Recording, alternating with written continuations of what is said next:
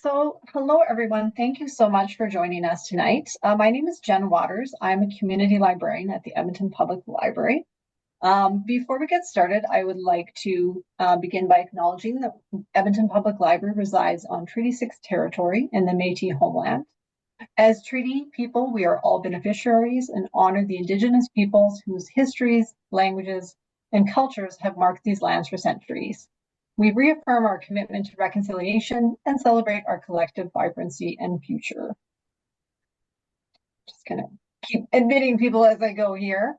So thank you so much everyone for coming tonight. You are at Flipping the Switch, Generational Shifts in Alberta's Energy Transition. If you're in the wrong place, you should stay anyways. I think it's gonna be a great time. So what we're going to do tonight is I'm going to get started with introducing our moderator, Jessica, and then I'll pass it over to her to introduce our guests. We are recording the presentation tonight, and we do have a few prepared questions for our panelists, but I'm also going to leave the chat on. So if you have other questions you'd like to ask, please do type them in there. Be respectful, obviously. I will pass along those additional questions to Jessica. But we might not have time for all of them. We do just have 90 minutes tonight, so we'll see how we can go. And we'll see how we do, I suppose. So it really is my pleasure to introduce Jessica from CBC Edmonton's afternoon show Radioactive as our moderator this evening. She has led team coverage on the Oilers run for the Stanley Cup, as well as call-in specials during wildfire seasons and evacuations. Jessica has been part of live broadcasts from the Juno Awards Red Carpet and Edmonton Folk Music Festival. You can find her scouring local farmers and craft markets. Jessica is also a musician, got her Master of Music from the prestigious Berklee College of Music, and she's proud to be a blood cancer survivor. I'm going to pass things over to Jessica now, and we'll get started. Jennifer, thank you so much for that very lovely introduction. Tonight we have some amazing people on our panel, and I'm really looking forward to this conversation because so rarely do we get people with such divergence of opinions in the same room, everyone agreeing to be nice to each other and sharing opinions in a safe space. So I'm really looking forward to this. First off, we've got Juan Vargas Alba. They're the Prairie Organizer at Climate Emergency Unit and based here on Treaty 6 territory. So through groups like Climate Justice Edmonton, Juan has spoken with hundreds of Albertans, just like you and I, about issues like energy, mobility, and worker-based municipal issues. Now, he was born in Colombia, so multiracial and cross-border perspectives are woven into his work. And he's also completed capstone research projects for environmental peace building and energy transitions in South America. When they're not organizing, Juan can be found enjoying local art and theater, bird watching, or scheming to amplify the presence of communities of color in these spaces. Luisa de Silva is our second panelist today. So Luisa is the Executive Director of Iron and Earth. She has extensive experience in oil and gas, as well as mining, education, and conservation, and is a professional geoscientist by trade. She also holds a Bachelor of Science and an Executive or EMBA, and I looked into her credentials. Girl is well equipped to speak about a totally different side of the conversation than Juan. Markham Hislop is also part of this conversation. He's our third panelist. He's a Canadian journalist and the CEO of Energi Media, Energy spelled with an I at the end. And it's an independent news organization celebrating its 17th year. I've spoken with him several times, including earlier today, where we previewed this conversation for CBC Radioactive. So Juan, Luisa, and Markham, welcome. And welcome to everyone else who's part of this conversation today. We're so happy that you are here. I just want to as a group, perhaps we can kind of take a little exhale. Because sometimes when you talk about issues like energy and energy transition in such a heated political climate, it can be really tough. Like it can be tough to have even assemble people who want to have those conversations again in these safe spaces. So this is how tonight's going to work. We're going to first start off with finding out what each of our panelists is actually working on aside from the little bio that we gave on the very top line. And then we'll go through some questions. Panelists, Feel free to comment on what you've heard. Perhaps just wait until the last person who is talking is done.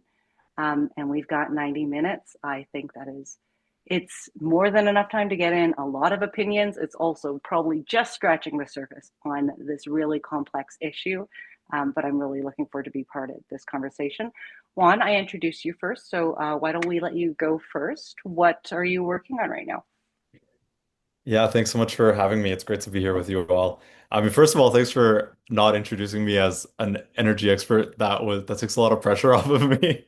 I mean, I know some things, but I definitely don't call myself an energy expert, although I think I know enough to talk about these issues. Um, yeah, so I currently work with an organization called the Climate Emergency Unit. We are a small group of seven people who work on effectively what the name of our organization calls for, which is to treat the climate emergency with the urgency that it deserves. That means acting now and acting quickly to transition off of fossil fuels and to transition to a greener economy. But it also means looking out for people in that process. I won't get too deep in that because I wanted to tell you about the campaign that I'm the most working on right now, which is a campaign called the Youth Climate Corps, which would be a massive federal program that would employ as many young people as are needed and as are ready to sign up to work on climate solutions within their communities, whether that be working on renewables, whether that be working on looking out for their neighbors during extreme weather events, which are more and more current, or whether it looks like preparing our cities and our communities for the very real impacts of climate change that we're already dealing with. Canada's current youth unemployment rate is 14% as of last week. And just because there are no jobs does not mean that there is no work to be done. Actually, I look all around me in Edmonton and I see that there's lots of work to be done. And so our kind of response to that is that unfortunately, the private market that we've relied on for the better part of the last 30 years has failed us over and over again, and that it's time for larger planned responses to the climate emergency. And the Youth Climate Corps is a really big part of that. Juan, thank you so much for that. Oh, I love that. We can even give little hearts. That is so sweet. I mean, rock on. I love the support. Again, this is a safe space to have these conversations. Luisa, can we have you talk about what you're working on? I couldn't even begin again to scratch the surface of the professional projects and the extensive acumen that you have. Thank you so much, Jessica. And I'm really happy to be here and speaking with everybody. And I really look forward to hearing what the audience questions are later. So I'm the executive director at Iron and Earth, and Iron and Earth was founded in Edmonton by fossil fuel workers who very much saw the need for their skills in the renewable energy sector. So these were people that very much had a lot of trades experience. So they were pipe fitters, welders, this kind of thing. And they could see how the skills that they were using to build infrastructure for the fossil fuel industry were the exact same skills that were needed to build the infrastructure in the renewable energy sector. So that's kind of how Iron and Earth came to be. And we've supported individuals who are interested in pursuing careers in the renewable energy sector. We lower the barriers for them. We also provide programs that do a lot of community engagement. So recently, we've been in the O'Damon ward in Edmonton, and we've also been in the Dene Sherwood Park area, doing a lot of community conversations. And really, it's to give the voice to the community, because all too often it can feel like decisions get made for you. And this is the opportunity to very much talk about what it is that you're concerned about, what it is that, what does the transition mean to you? For example, when we were in Dene and Sherwood Park, it's very interesting there because people live very close to refineries. And that is a big part of the culture and the conversation and what people identify as there.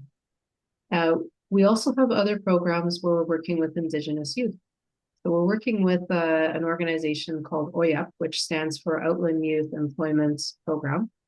And this program is 6 weeks long in the summer, and it happens all across Canada, but there's quite a lot that we've been working with in Alberta. And we work with them to deliver renewable energy skills. And what we hear at the end of this is that suddenly youth that had never even considered that this renewable energy sector would be a possibility for them have, used their hands, done some just small little things, and that has been significant enough to lower the barrier for them to see themselves as part of this transition. We also have the climate career portal, and anybody can access that right now as we're speaking. It's www.climatecareerportal.com. And that is one of the biggest tools that we have online platform, where we have mentorship. We have tools where you can see how your skills are needed in the renewable energy sector. So we cross-cut a lot of different programs and a lot of different participants and audiences, and we're always wanting to talk with different people and seeing where it is that they're at. So that's kind of a little bit of where Iron and Earth is right now. Awesome, Luisa. Thank you for that. Markham, you are up. Great. Well, thank you, Jessica, and thank you to Jen and the Edmonton Public Library for inviting me tonight. Lovely to meet all the panelists. And what I want to do is, first I'll give you a little background on Energy Media. We've been around 17 years, started in Calgary, actually. And I have a background in energy transition theory. 40 years ago, when I was doing my graduate work at the University of Saskatchewan, my thesis title was The Transition from Horses and Steam to Tractors and Combines in Saskatchewan, 1900 to 1930. It was about the adoption of new technology that came in, which is the tractor and the combine, replaced horses, replaced steam engines, and the process that underwent, where the new technologies were adopted on an S curve. So if you imagine an S, and the new technologies were at the bottom of part of the S, the flat part, for a long time. And then eventually they got about 1920, they hit the inflection point. And that's that round part on the S. And they became competitive with horses and steam. And so then what happened is they very quickly became the lowest cost provider, or the lowest cost way of doing a unit of work. And off they went up the hockey stick growth. And by 1945, 1950, you couldn't find a horse or a steam engine in a field anywhere in Saskatchewan, Alberta, or Manitoba. Here's the point. The clean energy technologies that we use today, wind, solar, EVs, batteries, lithium-ion batteries, heat pumps, electrolyzers, and on, so many more, all went through exactly the same process. And they solar started in the late 1970s, and wind turbines in the 80s, and lithium-ion batteries in 1991, and on and on and on. And about 2020, they all hit their inflection point where they became competitive with fossil fuel technologies, but especially oil and gas. And what that means is that if you think of the history of oil and gas, it really is about 125 years old. It never had any competition. There has never been competition for oil and the internal combustion engine, but there is now. And this is a major threat to Alberta. And a lot of my work is all about how Alberta needs to have a different conversation about energy. If you listen to Premier Daniel Smith, if you listen to the CEOs in the industry, into the Alberta business community, they have a message for you, and it is the energy future will be exactly the same as the energy past. And I'm here to tell you that is not going to be the case. And probably 2030 will be kind of our inflection point in the global energy system. The International Energy Agency says that the rapid electrification of China and other Asian economies, in Europe, other global South economies, is accelerating so much that we are actually going to reach global peak oil demand in 2029. China is going to reach peak oil demand in 2025, this year. And it's going to be flat until 2030, and then it's going to decline. And why is that important? because the Alberta government wants to build a 1 million barrel a day pipeline to Prince Rupert to sell into China. Bad idea. And so the way we need to change the conversation in Alberta is we need to recognize that the global energy system is changing. And Fatih Birol, the executive director of the International Energy Agency, said it best. He said 6 or 8 months ago, the age of oil is over. The age of electricity has begun. And what Alberta has to do is recognize that it is very quickly going to be facing declining demand for its main products, oil and gas, and it needs to come up with it has to adapt. And there are ways to do that. We could talk about that later tonight, but we need to change the way we have the conversation, because in Alberta, all we talk about is that oil and gas will go on and on and on forever. You get outside North America into Asia, into Europe, even parts of the United States where we interview experts, very different conversation. They're all about electrifying. And Alberta has to get with the times. It has to adapt very quickly, or the prosperity that Alberta has enjoyed for decades is going to be in peril. Okay, let's start on that point. The idea of being able to have these conversations. How do you have a conversation like this in such a heated political climate? Markham, you brought this up. How do you approach this, knowing that it's going to be hot button, it's going to make some people angry? I'm glad you asked that, Jessica, because about last November, it's about 8 months ago, I gave a webinar, just kind of like I gave a presentation over a webinar to 630 oil and gas engineers in Alberta. The association is named APEGA. And because of my theoretical background that I had, I began 40 years ago, I had a very different perspective on the energy transition and clean energy technologies than others who had been arguing for the phase out of oil and gas.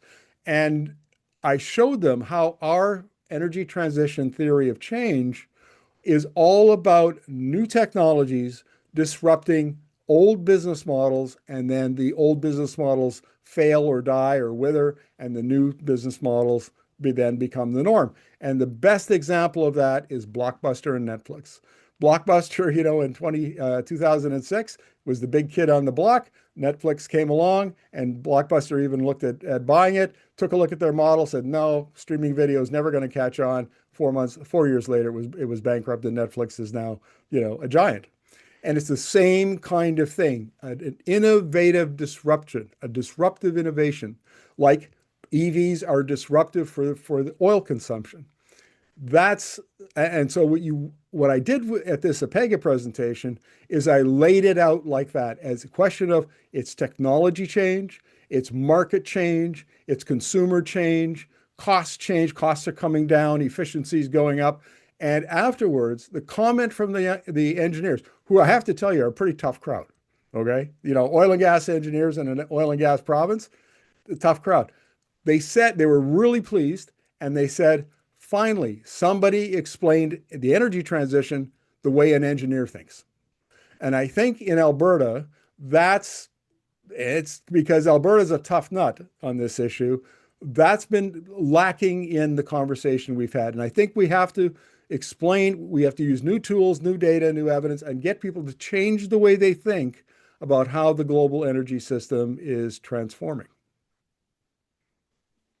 Luisa, what do you think of what Markham said? I mean, you would be working with those exact engineers that he mentioned. Yeah, it makes me think of the projects that we have going on, which is called Renewable. And so Renewable, it repurposes abandoned and orphaned oil wells to produce renewable energy. So one of the things that we talk about at Iron and Earth all the time is that, the person that invented the light bulb worked by candlelight. So these new technologies that are going to come about, we are using the fossil fuel system and the systems that we have right now in order to create these new technologies and where it is we're going to be moving towards. By a lot of measures, Canada is going to struggle to catch up to where the rest of the world is at. China's already producing about 50% of their energy from renewables. We have other countries like, for example, Ireland that managed to have all of their residential energy and data center energy coming from renewables. So a lot of other countries are much more advanced than where Canada is at. And just picking on China again, China for the past 15 years, 20 years has been cornering the market of the raw materials that are required to be building out renewable, the wind turbines, the solar panels, etc. So Alberta is so rich in renewable resources. In the south, you have a lot of opportunity for wind turbines and the wind energy. You have places like Hinton where you're developing geothermal energy. We have in Alberta the sunniest province in Canada, so you have a lot of solar energy. For creating that economic prosperity for Alberta, it really does make sense to bring the renewables into the equation and build that out, because all the other countries in the world are already getting on board with that. And we need to be building that out so that we're not going to be left behind on the global market. But I'm also in agreement with, what Markham is saying. We're looking at, not us, but like looking at pipelines and building more pipelines to export out to markets. There's other things that those funds can be used towards that will, in the long term, benefit Canada and not be creating more stranded assets, just like the Renewable. So Alberta right now has thousands of abandoned and orphaned drill wells. And because of the way that the legislation is, the cleanup of those wells, it's supposed to be the companies, but if a company goes bust, then you don't know who the owner is. And then either it doesn't get cleaned up or it's the government that's picking up the tab to do that cleanup. We don't want to create more stranded assets. We already have a spider network of pipelines crisscrossing Alberta. So it's a complicated story, but moving towards renewables, incorporating more renewables, making investment into renewables, this is what's going to build out both the economy and be creating jobs, just like what Juan was talking about, creating jobs for the youth. There's so much opportunity and need and the work is there, but we need to be building up the skills of people to be able to be working in that sector. Well said. I mean, I'm thinking that most things that we'll be talking about today, you are I don't want to say experts because Juan had said that he is not an energy expert, but you're the experts of your field. So I'm thinking that most of the things that you'll say will be well said. So if I don't say well said after every single thing, do know that I'm sitting over here snapping and acknowledging it all. Juan, what do you think of what you heard, and how would you actually describe the generational energy shift that is underway? Because there's no denying, regardless of where you lie on this the spectrum of beliefs of if we should be using more oil and gas or less or no oil and gas, it is clear that there is a shift underway, and we are in the midst of it. Yeah, no, thanks. I feel like I'm in a place in my life where I'm like learning to understand this in so many different ways, in large part because of the amount of people that I have the opportunity to talk to and really understand like where people come from. Um, but maybe I'll focus on the anger part, right? Your question was around like what there's anger here, where is this anger from? And I mean, when I hear anger, regardless of what that anger looks like anger is a feeling of loss, right? It's a feeling that things are changing. It's a feeling that the thing that feels like you should have, you're no longer getting, right? There's good anger, there's bad anger, there's neutral anger. It's a neutral feeling.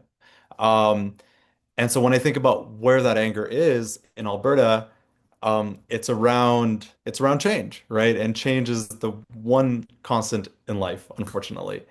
And so when I think about what anger exists around beliefs of the energy transition, whether it's anger that it's happening at all, whether it's anger that it's not happening at all, which is actually what we're dealing with, um, people are nervous about everything changing on them, and they don't actually have a say in what that looks like. Because the province in which we live is a province where public money has been used to build up the industry that exists in large part, but public money has not been used to actually build the safety net to take care of people for when that industry is no longer around. And so the role that the industry plays in people's lives isn't necessarily like, I love oil, I want to bathe in oil, right? It is a feeling of safety, it's a feeling of familiarity, it's a feeling of stability. And so when you're told that that's going to change and that there's nothing to catch you, um, you panic, right? That can be said for someone who is about to retire, who does not know if they're going to have enough money for retirement, as it can be said for someone who's just graduating high school, who doesn't actually know if they're going to have work, right? It's a feeling of what is there for me, right? And what happens when you don't have a plan, when you believe that nothing is going to change, that oil is going to be king for the next 100 years, is that you don't actually give people a vision of what happens when that change inevitably comes, unfortunately, right? And so to kind of bring it to your question of the generational shift, and these are conversations that I'm having right now, so they might be half-baked, but um, millennials have largely been abandoned over and over again by their governments, right? Boomers had a chance to be in a golden age where there was a booming social safety net, where there was booming industry, and then ever since the 90s, that has been less and less the case, right? We just posted an $8.3 billion surplus in Alberta, but apparently there's not enough for more classrooms. Apparently there's not enough to hire more doctors. Apparently there's not enough to lower wait room times in hospitals, right? But there is more for private companies that are choosing not to clean up their orphan wells. What I would posit to you is that for younger people, especially Generation Z and Alpha, um, they've seen how often millennials have been failed over and over by their governments, right? Whether it's with the housing crisis, whether it's with the health crisis, and they're choosing to say, you know what, I can do it on my own. That's all that matters to me, right? The amount of support and faith in government and in the institutions that we are a part of is almost non-existent. So to kind of bring it back to the conversation or like where the anger is that people actually are not going to be caught when everything falls apart. And so I do think that that is part of where the conversation has to happen. Uh, but where the conversation can also happen is on the things that we still have in common, right? I want to breathe clean air. I'm sure everyone in this room does too. I want to drink water that won't make me sick. I'm sure most of the people in this call do too. I want to be able to maybe raise a family eventually. And the people who have had the opportunity to do that know how rewarding that is. But are none of those things are guaranteed anymore, right? And so when I think about anger, when I think about the conversations that we need to be having, I think that's a starting point. But we also do have to learn to be serious with each other around how we've been failed and what we're going to do about it. Because I do think actually part of the response does lie in government acting. But that's not going to happen if we don't have power as a group of people, as part of our institutions to compel that. And I think that is what we do with that anger. We channel it.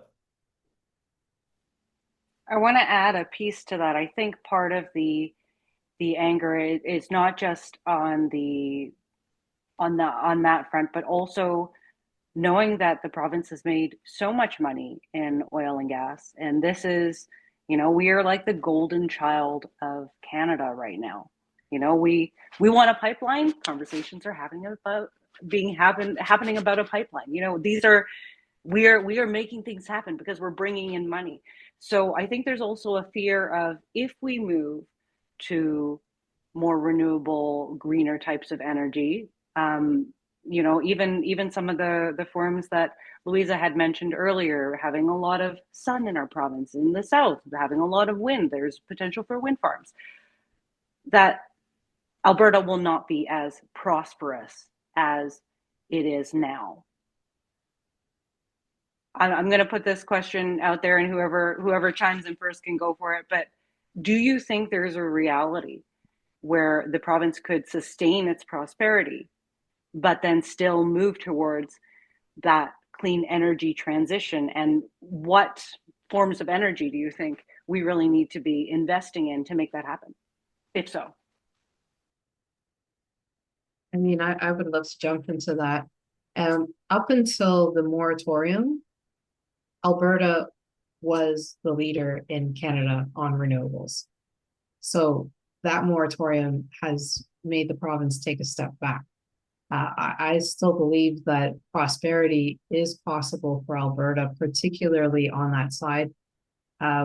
What we're hearing from the federal government right now is taking away the interprovincial barriers, and that can include energy as well, so that the grid doesn't stop at the boundary of one province to another. You kind of pull that together, you bring in renewables as well, you can be creating that prosperity. When you don't have to be building massive transmission lines to be carrying, electricity crisscrossing the province, you suddenly start saving a lot of money. When you can bring renewables into communities that may have been more isolated or remote before, and now suddenly they can be building that resilience, which means that they can also be building industry, they can be building other things because they have this possibility of many different energy sources rather than one thing. And anybody that does any kind of investments knows that diversification is the key to your success. I think that Alberta can certainly be prosperous. As Markham mentioned, right, we're going to be hitting peak oil very soon. There's not going to be any customers for that peak oil because there won't be any customers for the oil because they will have all moved over to renewables themselves. So Alberta can continue to be prosperous in that sense, but needs to start accepting that that is going to be a part of the future. And I saw in the chat somebody mentioned about boom bust, and I would love to talk a little bit more about that, because that is one of the things that doesn't get talked about enough, is that although there's prosperity, this boom bust cycle can interfere with that prosperity for individuals themselves. So you may be employed in the oil and gas sector, and then suddenly you're underemployed or unemployed for a long swath of time, and then you personally don't have that prosperity coming in. And like Juan mentioned, then you also have nothing else to go to. So you're kind of a little bit stuck. So that's just my 2 cents on that. Yes, the province can certainly be prosperous moving to renewables. I'm going to jump in here because this is a really important question. And in my initial statement, I said we need to think differently about energy. We're moving from the age of oil to the age of electricity. That is not an option. And that's a common attitude in Alberta is, oh, we're just going to sit this one out. We'll just stick with oil and gas. No, that's not how this works.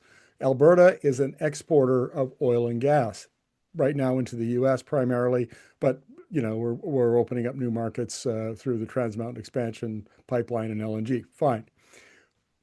But when our customers electrify and they aren't there anymore, and it doesn't mean, when you have 103 million barrels a day of demand as you do now, once it falls to 100 million barrels a day, what happens when you have too much supply chasing too little demand? Prices fall. And we saw in 2015 to 2017 what a price rout does to the Alberta economy when the oil prices fell to like $23 a barrel. So Alberta doesn't get to opt out of the energy transition. All it can do is it can embrace the energy transition, as Norway has done, as China has done, as Vietnam has done, other countries have done. It can embrace it and be a leader, or it can resist as long as possible and be a laggard and then get caught when things change. And I would say that that's probably going to happen beginning in the early 2030s, accelerating through the 2030s. So if the province decided, it said, okay, hang on a second, we're going to change course here. We acknowledge that hydrocarbon economy is going to decline in the space, beginning declining within a decade. We need to do something now. Here's the first thing we could do, and this would be enormous. Alberta Innovates, which is the provincial innovation agency, is a year, maybe two at max, from having a commercial process to turn the oil sands bitumen, which we now export down to American refineries, and turn it into materials, carbon fiber, asphalt binder, graphite. Could be hundreds, literally hundreds. And the possibility exists, because especially because the government owns the intellectual property, to begin building now a materials industry in Alberta and using the feedstock produced in northern Alberta here, not down in Texas, not down in Chicago or Detroit, here, creating jobs here, and getting investment, building supply chains into that industry. And now the government knows, like, let's listen to the premier. She's aware of this, but her attitude is, yeah. And trust me, I've been in press conferences where she said this. I'm not making this up. She'll say, yeah, if it turns out that we're wrong about oil and gas, yeah, we'll make stuff with it. That's not a plan. That's not a strategy. That's just kind of a fallback position, maybe kind of sort of if we need it. That's not good enough. The province could begin planning now to begin building that materials industry. It could be building more sustainable plastics using gas. It's natural gas. It already has the second largest petrochemical cluster in North America. There's so much it could do. It start now so that a decade from now, maybe 15 years, you have industries that replace the employment from as employment declines in oil and gas extraction. You have employment rising in materials and their supply chains.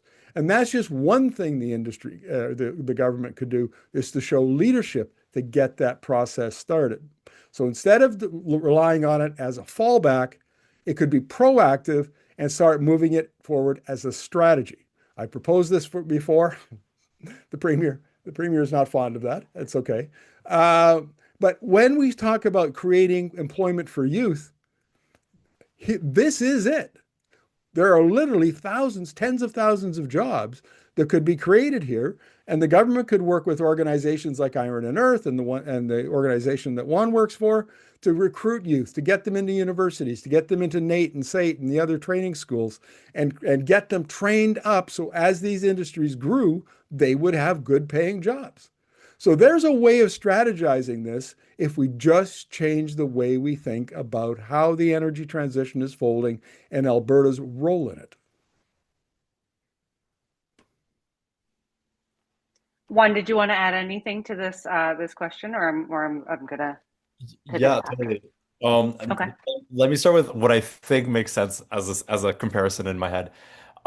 So I learned very recently that the median age of the Middle Ages was not actually 40s. Like, people didn't die in their 40s. People lived until well into their 80s in the Middle Ages, right? Which is kind of contrary to what we think. And the reason that we think that the life expectancy is so low is because there was a lot of like death in early infancy, right? There was a lot of death after childbirth. So the numbers have kind of skewed our understanding of the Middle Ages. And the reason that I make that comparison is that I would say that Alberta is not a prosperous province. Um, the wages for most people have actually not increased with the cost of living. Most people, like a lot of people in this province, live in or very close to poverty. And we point to the wages and the salaries of the fossil fuel industry to say, you don't have to do anything. Look at us, we're rich, right? Until those very same people have deal with a bus cycle and have to sell their three cars and have to sell their second home, right? Alberta is not a prosperous province if we actually look at what it looks like to live in this province. But I would double down on that and say that prosperity as defined by the dollar is not what I want. Um, I was born in 97, and for my whole life, all I've ever known is that prosperity is the amount of dollars that you have in your pocket. But I've been told, and I believe, that hasn't always been the case, right? Wealth wasn't always defined by how much money you had. It was defined by the experiences that you could have with the people around you, and it was defined by the strength of your relationships, the strength of your institutions that are largely dying in this moment. and by extension, relationships that are dying in this moment. Um, I would say that that is a prosperity that we can achieve without saying how much economic growth can we get to. And I would then double down on that by saying that there is no such thing as infinite economic growth on a planet with limited resources.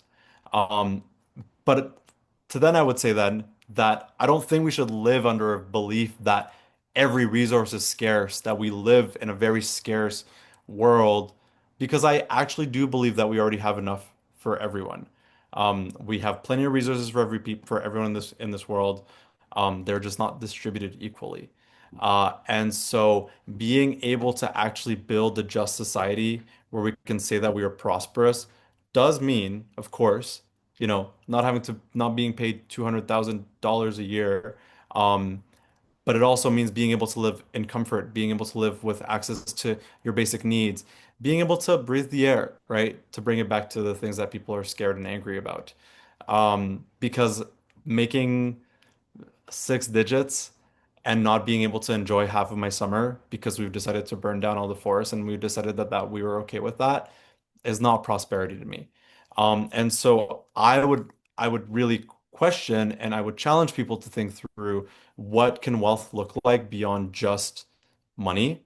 And obviously that might seem like really, really, really out there thinking.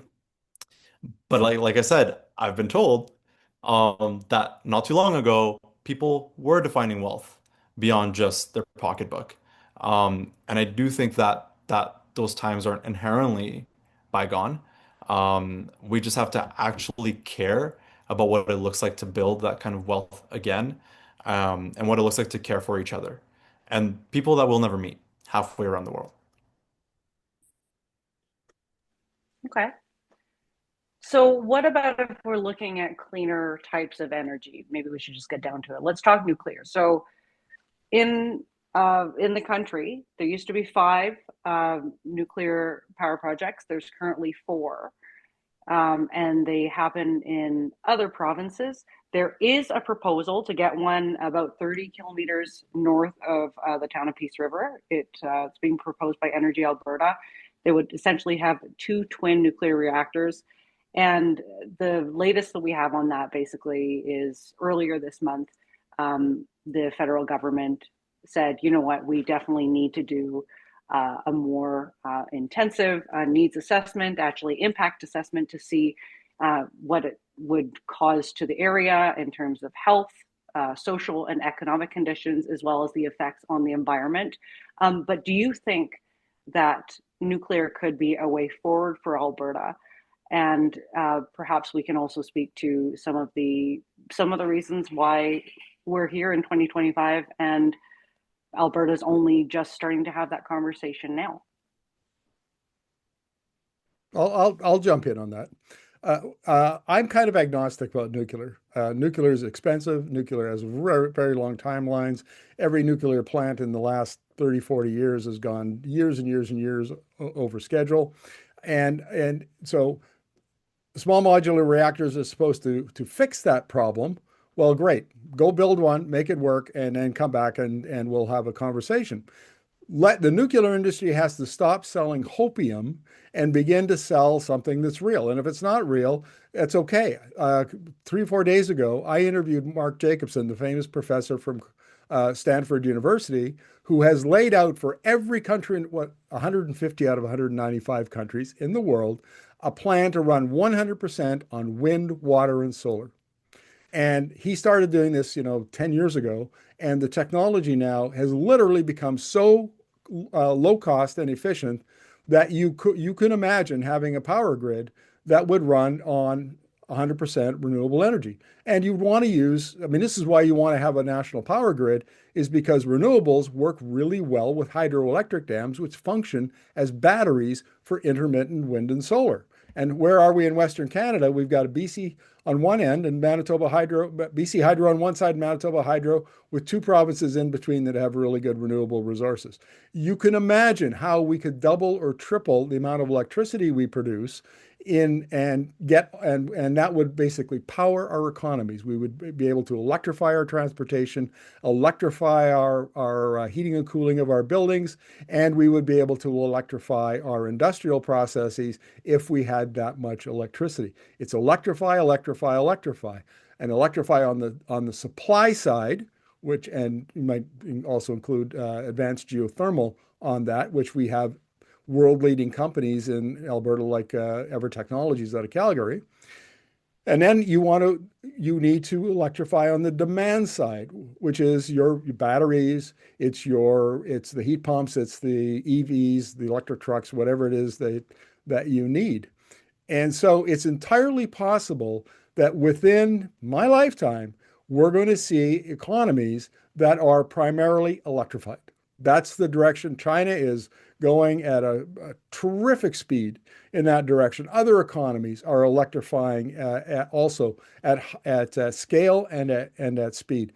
So if we want to clean this up, the technology is there. We don't need nuclear. If nuclear can come in and SMRs can be effective and safe and also low cost, produce electricity at 20, 30, $40 a megawatt hour, great, bring it on. But there's been a tendency in Alberta and Saskatchewan to say, oh yeah, we're in charge of, we're looking to SMRs to solve our problems, and we'll just wait around till the 2030s or 2040s for that technology to be perfected. We don't need to. We have the technology now.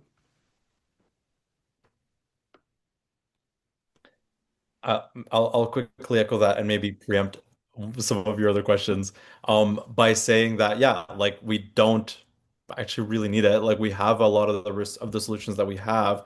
And unfortunately, a lot of the narrative around things like nuclear or carbon capture is, for the most part, fiction peddled by the industry so they can get public money and experiment around while we're left with no plan, right? And so I mean, maybe eventually is part of the conversation, but the thing is that we don't actually need to go there to solve the problems that we're dealing with right now, right? We have much more economic, much more workable solutions that we can start acting on now. I'll tease the piece around like the national energy grid as that Markham spoke to as exactly those kinds of projects that we should be talking about that would, no pun intended, maybe a little bit really like energize working people across the country, right? And actually make people a part of what the transition looks like, not something that gets done by experts in some office building very far away, right? It is a project that we all get to be a part of so that we can keep living comfortable, good lives for the next generations to come. I'll just jump in there as well. I want to talk about the side of nuclear that often stays quiet. And there's quite a lot of NIMBYism around nuclear. Indigenous communities and marginalized communities and vulnerable communities are disproportionately affected by nuclear because often nuclear is in the areas where they're living. And so it reduces their quality of life. They are then exposed to quite a lot of particulate matter that is in their communities. And then what is done with the waste? If anybody's following what's happening with the Algonquin First Nation right now across Ontario and Quebec, there is going to be, that's the waste disposal site, but the Indigenous community was not consulted about that whatsoever. So that is part of the issue with nuclear, is that it might sound like a good solution, but there's a whole swath of problems that comes with it. And we can look historically to see that you don't need nuclear. So compare France and Germany. France went the nuclear route, Germany did not. But both have become economically successful. They've become manufacturing powerhouses. Nuclear didn't have to be part of that. There are enough alternative energies available, and particularly right now, solar is the cheapest way to produce energy. We do not need expensive, complicated solutions that put people's lives at risk and reduce their quality of life.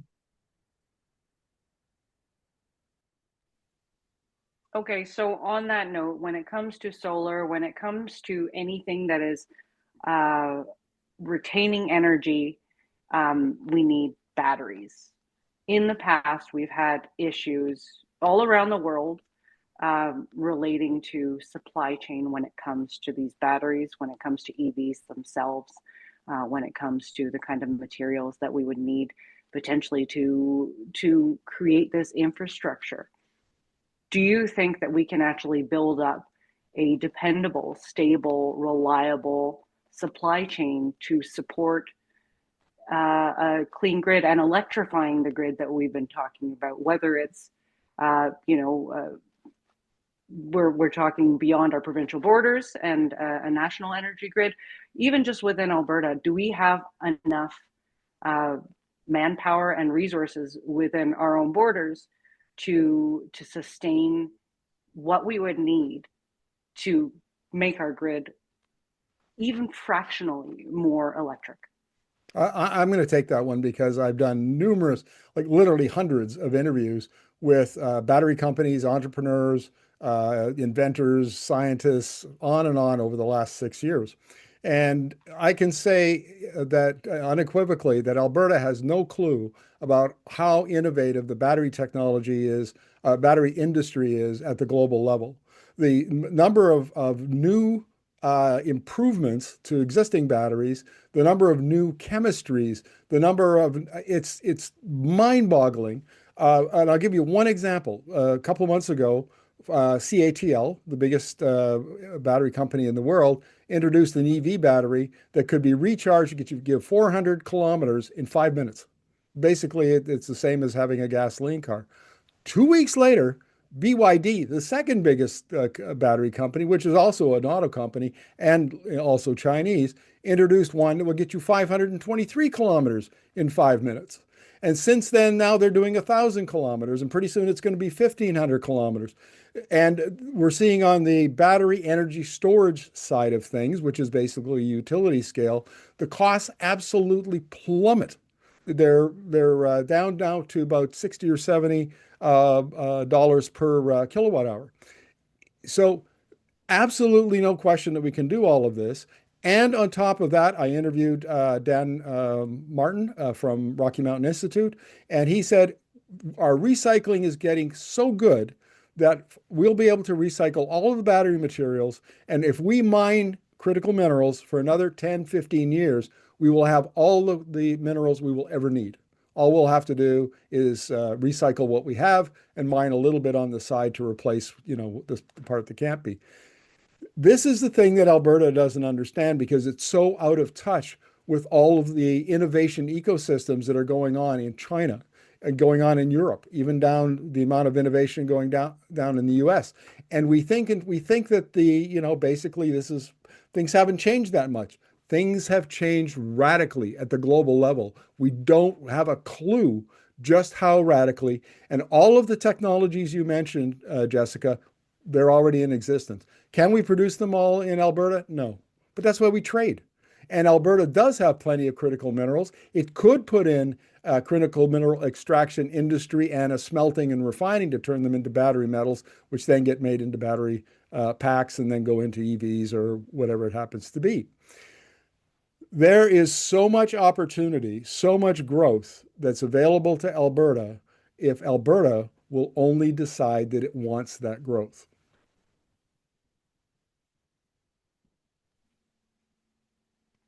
Does anyone else want to jump in here? I don't want to step on anyone's toes. Okay, if not, my next question is related to that. It's a question that came up in the chat. Is residential and municipal roof conversion to solar a large enough contributor to the grid to produce the provincial requirements? Are grid upgrades in progress to assist residents to produce for the grid, or do we just install battery systems and divorce the industry that is overbilling us? What do you think? Well, residential, solar on residential roofs is one of my favorite topics. Because if you run the math and you look at the average household in Canada and how much electricity it needs to run, it works out to about, at today's costs for solar panels, about $14,000 worth of solar panels per household. And if you run even more math and you multiply that by the number of households in Canada, it's roughly equivalent to the subsidies that are given to the fossil fuel energy on an annual basis. So you could have everybody having solar panels on their home, which will give you energy being produced for 25 years for free, or, once you've paid the upfront cost. But instead, that money is directed to the fossil fuel industry. So yes, I do think that it's high time that we get on board with that, and recognize that it will provide a massive alleviation to the grid. We have things like generative AI, and we have other technologies that are coming online that are just going to continue consuming more of the electricity from the grid. If we can start removing things from the grid by having, for example, residential solar and also solar on businesses and whatnot, that will already help to alleviate the grid and make it more stable. Well, I have done so many interviews with experts about this, and I'll give you an example. A young fellow was in Costa Rica, went to the United States, got educated, became an engineer, he went back home. His business model is he goes to factories, could be an ice cream factory, could be whatever it is. He used the ice cream factory example, and he says, I have access to cheap Chinese solar panels, batteries, and electronic control systems. I will come in and I will build basically a microgrid for you using all of those components. I'll design it using my engineering skills, and I will create a system that will not go down when the grid, you have a blackout or a brownout, and so you don't lose money while you're down, and you'll have lower cost electricity, more reliability, and you'll be able to, and you have confidence that you won't be going down. When you have problems with the grid. His business is booming. That business model is being replicated at scale, at speed, all over the world, except in Canada. There are some companies, and I've interviewed them, but there are not very many of them, but there are tons of them in the United States. There are way more than them in places like Asia and the global South. Electrifying, using that kind of model with industry, in my opinion, is probably the fastest way to take load off the grid. I mean, you can go and you can electrify a big commercial operation, a big manufacturing operation, and it could take, the equivalent of thousands of homes, off the grid. So instead of trying to electrify all of our individual small homes, electrify the big things first and get them set up on this kind of a system. And having said that, there's a bigger conversation to be had here, because the grid, in fact, I just interviewed Carrie Hyde from Pembina Institute today about this very issue. The Alberta grid is behind the times. Other regions, other countries are modernizing their grid. They're bringing in new technologies like grid forming inverters and digital twins and all sorts of things to make the grid more reliable, integrate more wind and solar, on and on and on. And Alberta refuses to do that. Alberta is like stuck in the 2000s, like it's 2000 again. This is a very complex technical issue. All of it can be done. The technology exists. It's now cost effective. And what it takes is a regulatory change. It takes a policy change. It takes a regulatory change. And it takes leadership from both the business community, the energy sector, and the government. And Alberta is not providing that.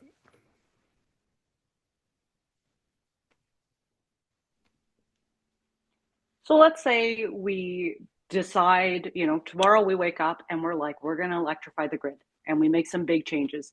Doesn't matter what type of form of energy we have, there is some sort of waste that is produced.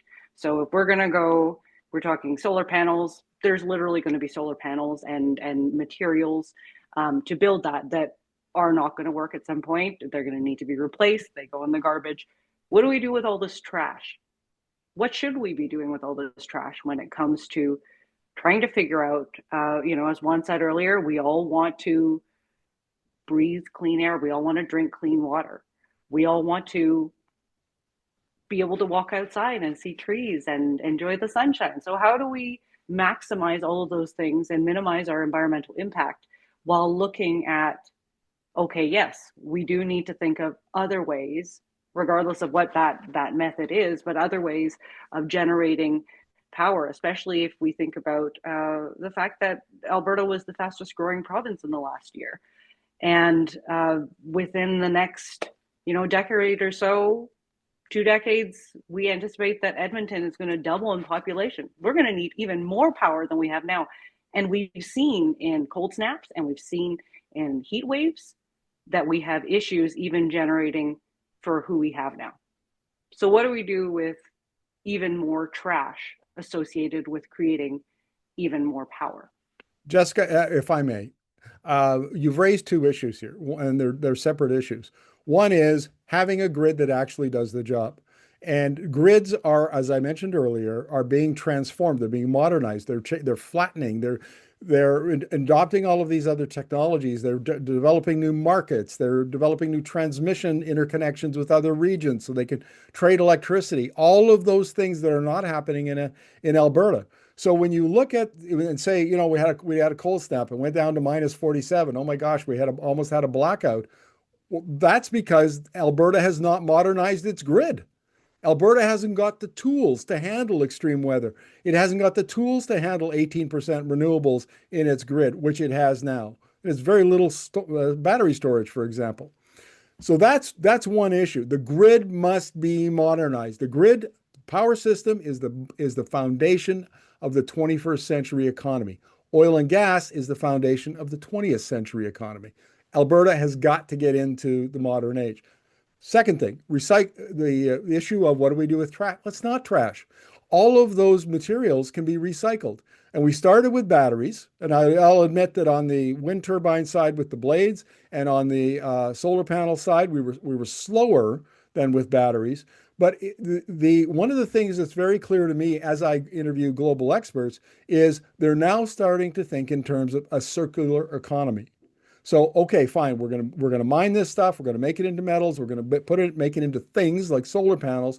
Those are going to be out and used for 25, 50 years, whatever it is. Then we want to bring them back, recycle them, make them into stuff and send them out again. And that is, I'm not saying that it's the various industries are there yet, but batteries certainly are very close to it, and others are moving in that direction. So that the answer to your question is, don't treat it as trash, treat it as a recyclable material that has value that will go back into making other things, other batteries, other solar panels, whatever it happens to be. Outside of Alberta, this is a common conversation. In Alberta, we treat it like it's, oh my God, what do we do? What do we do? People have been talking about this for 10 or 20 years elsewhere. We need to start tapping into other conversations, learn from other people's examples. So we don't have to, Alberta is so far behind. All it has to do is look around to its neighbors to learn lessons about how to answer these questions, to be frank. If I can chime in, sometimes the conversation about waste can feel like a distraction and a tactic from naysayers to keep us from moving over to renewables. And we should also think, if you're producing waste once every 25 years, imagine how that compares to what's coming out of the fossil fuel industry, which produces waste on a daily basis. Yeah, my curiosity there is exactly around that, which is just like the amount of waste that people are having to deal with from orphan wells that are not being cleaned up by the very same people who created the waste in the first place. And that's being paid for by taxpayers, right? Like we have this conversation all the time. Like, what are taxpayers paying for? What are taxpayers paying for? Taxpayers are paying for something that's not their responsibility. And so that's the waste conversation I want to have, right? Because we know that when we're talking about handouts, we're talking about where our money goes. The handouts are going to the people that don't need it. and the supports are going to the people that don't need it and their companies, right? And so I think that's the conversation on waste that we need to be having. And it is exactly as Luisa says, the distraction is the distraction from that conversation. These are great points. I'm learning a lot, so thank you so much. I feel like it's a private learning lesson for me, but it's not. I get to share it with so many other people tonight. We had a question in the chat that kind of relates to this. So there are really great organizations and so many great organizations that are doing great work out there, but there's only 24 hours in the day. So what are the best ways that concerned citizens can maximize their impact in this area? Let's say people are hearing what they're hearing some things that some of you are saying today, and they're fired up. They're frustrated. What is the best way to get change to happen?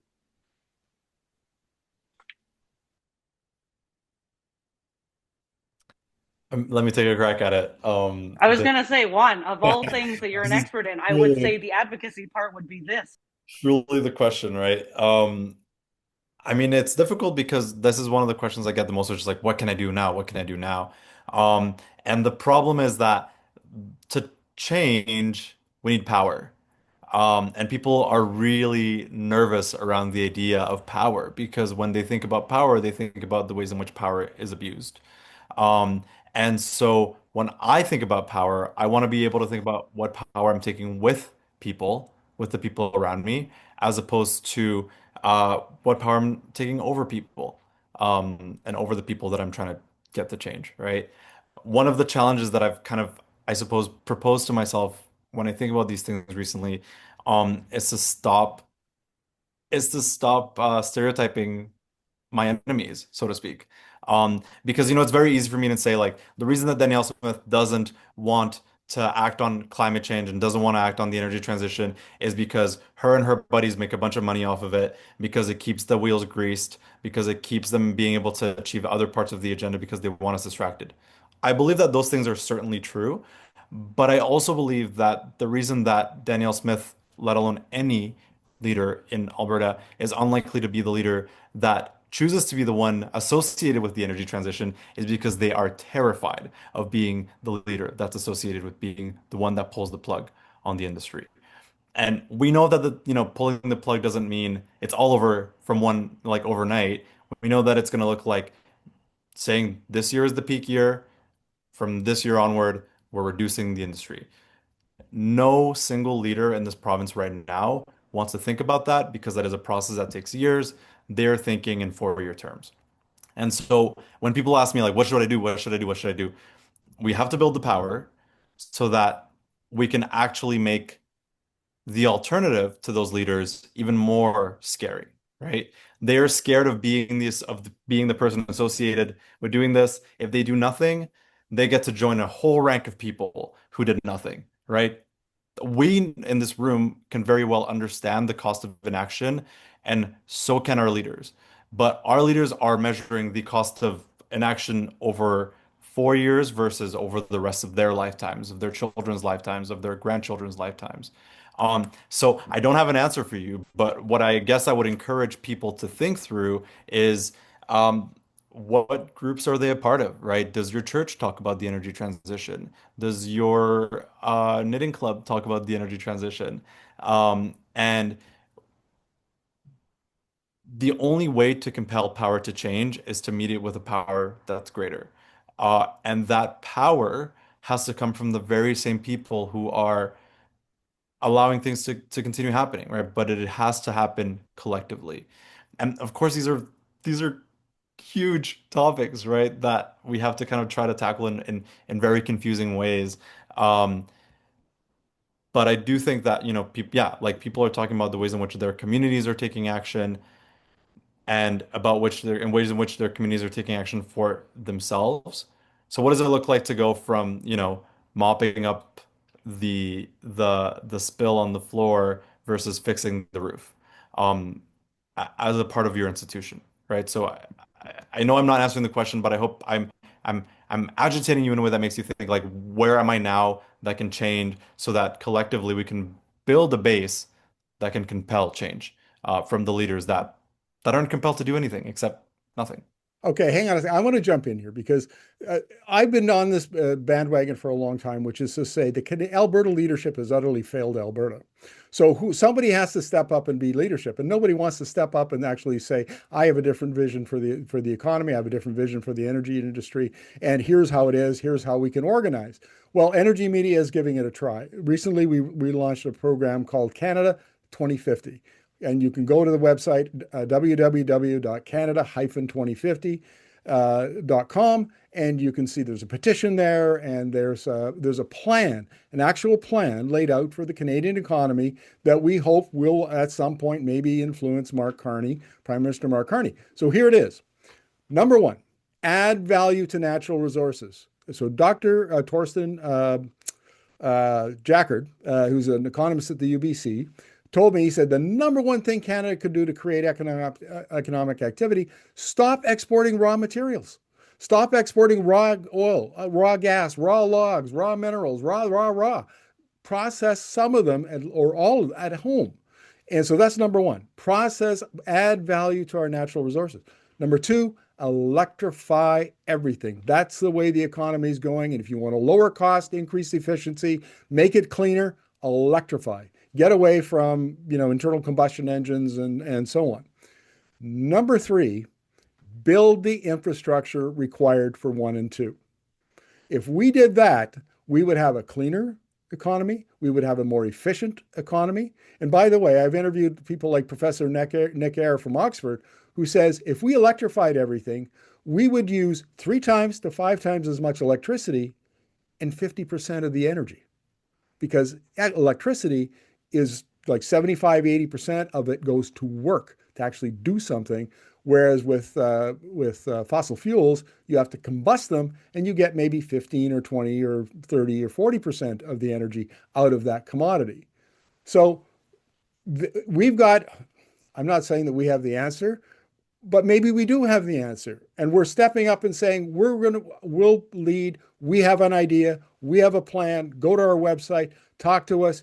We have an energy circle where we get together every week and energy professionals and we talk, and we're trying to advance ideas and strategies for the Canadian economy, for the Alberta economy. Please come join us. If I can chime in. So it can often feel like it's just expensive choices that individuals have. So for example, am I going to install a heat pump or am I going to not install a heat pump? Am I going to put up solar panels? And once you look at the numbers of those choices, it can seem daunting, but that isn't necessarily, and going along with what Markham's saying, that isn't necessarily the only way that things can change and the only effect that people can have. Even amongst, at the federal level, at the provincial level, there's still a very large belief in the narrative that exists around oil and gas in Alberta. A lot of people, you're like 1 degree separated from oil and gas in Alberta. You have your grandfather that was working in the patch, or your brother, and they bought their house off of working there. And it's always something you can come back to, right? Like oil and gas jobs are always there. And so this kind of creates a narrative that Albertans are very like oil and gas happy, that everybody just loves pulling bitumen out of the ground. And I think that one of the strongest and most powerful actions that any individual can take is to change that narrative. How is it that you're actually feeling about things? How are you actually feeling about the transition? How are you feeling about renewables? Is renewables something that you want to welcome into your life? Is that something you want to be seeing happening in your province? I think once those voices start rising up and start being louder than the voices that continue to attach to the older, oil and gas energy system that was built up, that made the province very proud, that brought up economic prosperity to different places, that in some sense put Alberta on the map. So we are going to be faced with something that is going to change. We can resist that change, or we can kind of welcome that change. If more people step up with their voices and say how it is that they are feeling about that transition, I think that honestly is the most powerful thing you can do, because that will change the narrative, and that will show the decision makers and people that can put money behind things that, wait a second, this isn't actually the most popular idea and not the one that is shared by everybody in the province. Okay, and kind of off of that, we have another question from the chat that I think works well to this. And how do post-secondary education and training fit in with the necessary work for the transitions? And is the UCP, I'm going to rephrase the question to, is the UCP supporting that and supporting that change, or obstructing it? I mean, I guess this is the person that was most recently post-secondary, I'm assuming, sorry. Um, I mean, post-secondary is incredibly cost prohibitive in this moment, right? Especially when it's not clear what job you're gonna have after, right? Like there are people who have been graduated for years who are, in their words, waiting for life to start because they can't find work. Um, and that isn't an outcome that came just because university just so happens to be expensive, right? That is a policy decision that was made to keep universities expensive, to keep post-secondary expensive. And so what that means now is that not only do we have a very educated, young, unemployed labor force, we also have a huge shortage of skilled labor, right? And I mean, I don't have to do the math on it, I don't think, to say that if the problem is that we don't have enough skilled labor to build the solar panels, to install them, to whatever it might be, then the way to fix that is to make post-secondary substantially more affordable. As far as saying let's make like the trades free, right? Like if we're dealing with a problem that is so huge that it's going to follow people for their entire labor life, as unemployment is likely going to follow young people with lower wages, lower benefits. Um, that is a existential problem for this labor force, for this generation of workers, that will only be dealt with an equal or bigger level of action on the issue. And so, I mean, to maybe even come back to the previous response around like, no one wants to do anything because no one wants to be associated with being the person that made the difference, right? Like that's why we need more than leadership, right? We need people who are ready and willing to break the rules in this province, and who, like Markham and Luisa said, are willing to actually bring a vision that excites people rather than just keeps people in fear and in inertia. And so I would say no, right? Like the current government hasn't supported that because the current government is allowing for post-secondary institutions to keep getting incredibly prohibitively expensive, and distracting us from that very same issue by saying that, well, they need to ban books. Well, students are dangerous on campus. Well, whatever BS they want to come up with next week, right? Like these are distractions from the very real issues that our education systems, our post-secondary education systems and our primary education systems are overwhelmingly inaccessible, and they're not fulfilling their primary function, which is education. And so the response to it is to make them more accessible, presumably. Excuse the sarcasm, but it really, I think that's not what we're dealing with right now. And it is that simple. Iron and Earth, we work with a lot of people that are considering entering renewable energy, and we offer training to them, upskilling to them. We offer it to people that are literally just considering it, just kind of starting along that path. So it's not, you're not going to get your red seal out of our training. What we see is that a lot of people don't even know the options that are available to them. And so because of that, they don't pursue that training. But all the stats that we're seeing is that we are not going to have a large enough workforce to address a large enough skilled workforce to address the workers that are going to be needed to build out the energy systems of the future. And that's not exclusive to Canada, that is worldwide. So the gap between what education is being offered and the skills that are needed on the ground, that needs to be closed. To Juan's point, affordability is the other thing that we hear in every single community that we go to. It's the affordability crisis. I mean, people are talking about, can they afford fresh fruits and vegetables in their communities, particularly the communities that are more northern, and food security is an issue. So we hear time and time again. We did a survey back in a couple of years ago asking people, would you consider education if it was paid for? And I believe it was over 70% of people said that yes, they would pursue it if it was paid for. And particularly another thing, again, emphasizing what Juan has said, is that people want to know that there's a job at the end of this, right? So what happens right now that we do see is young people in particular, they will go into fossil fuel industry because there are jobs when it's in a boom time. So then they're filling out their hours and they're filling out their experience, and then a bust hits. And then suddenly they can't get employment anywhere else. And then their credential lapses. They can't pursue that credential anymore, and they're stuck. They don't know what to do. So yes, in a lot of ways, places like Nate and Sate are amazing. We do a lot of work with them. And it also needs to be satisfying what is required on the ground.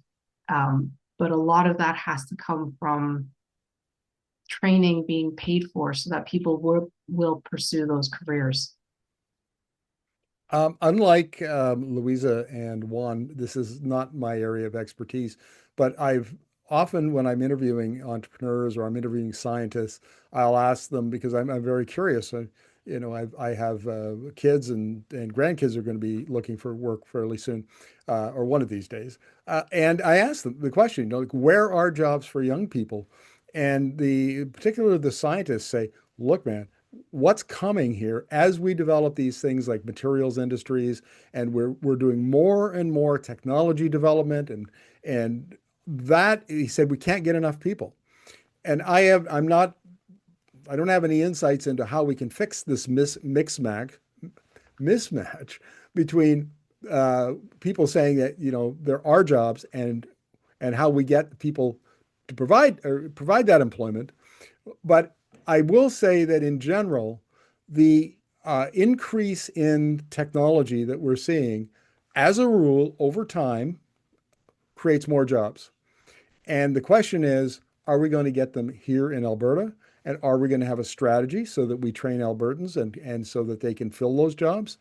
Or are we going to continue stumbling along in this same old, in the model we have, which, by the way, the oil and gas industry since 2014 has lost 30 to 50,000 oil and gas worker jobs already. And I think, as we get on to 2030, we'll see more of that.